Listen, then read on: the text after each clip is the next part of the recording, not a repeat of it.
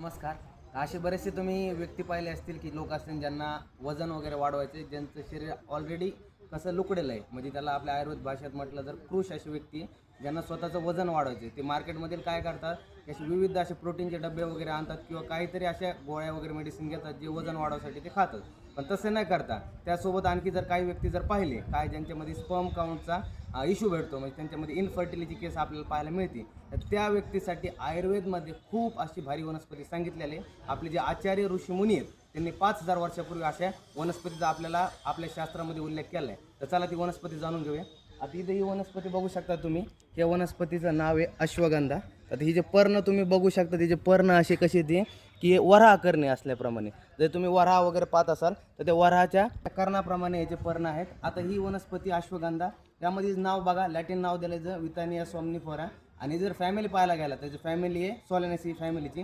गण जर पाहता लिहिचं तर गण याचं बल्य, बृहणी आणि मधुस्कंदातील. त्यानंतर आणखी जर पाहायला गेलं तर जे पर्याय नाव दिलेले आहेत अश्वगंधा. तर अश्वगंधेचं नाव कशामुळे दिलं, त्याचा जो मुळाचा गंध येतो आपल्याला, जे कच्च्या मुळाचा गंध तुम्ही जर घेताल तर तो कसा अश्वाच्या मूत्राप्रमाणे म्हणजे घोड्याच्या मूत्राप्रमाणे ह्याचा गंध येतो. त्यासोबत ह्याचं जर सेवन केलं तर त्याप्रमाणे काय होतं की घोड्याप्रमाणे उत्साह, तसंच मैथून कर्म वगैरे जे आहे ते अश्वाप्रमाणे याचे आहेत आपल्याला सांगितलेलं आहे ग्रंथामध्ये. नंतर जर पाहायला गेले, आता आपला टॉपिक होता की जे व्यक्ती कृश आहेत म्हणजे लुकडेले आहेत त्यांना वजन वगैरे वाढायचे, तर त्यामध्ये स्पेसिफिक काम कसं करते. तर कसं सांगितलेलं आहे की दुधाबरोबर अश्वगंधाच्या मुळाचं जर सेवन केलं म्हणजे याचं उपयुक्त अंग काय आपल्याला ह्याचे मूळ आहेत, त्याच्या दुधासोबत जर ह्याच्या मुळाचं चूर्ण करून जर घेतलं तर काय होतं, त्या मनुष्यामधील बृहन होतं, म्हणजे शरीराचं वजन वाढतं. आणि मोस्ट कसं याचं फंक्शन कशावरती, याचं कार्य कशावरती आहे की जे शुक्र धातू आणि मांस धातू शरीराचं पोषण करणं, त्यासोबत इनफर्टिलिटीचे केवढे केस आहेत त्यावरती कर्म करणारा असं आहे वनस्पती अश्वगंधा.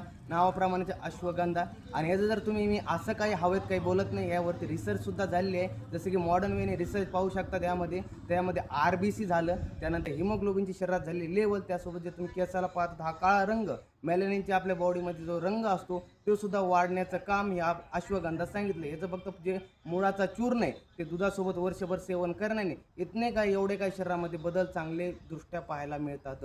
अशा प्रकारे वनस्पती होती अश्वगंधा. व्हिडिओ आवडला असेल आपल्या चॅनल लाईक शेअर सबस्क्राईब करा, तसंच आपल्या पेजला फॉलो करा. भेटूया अशाच नवीन नवीन व्हिडिओसोबत.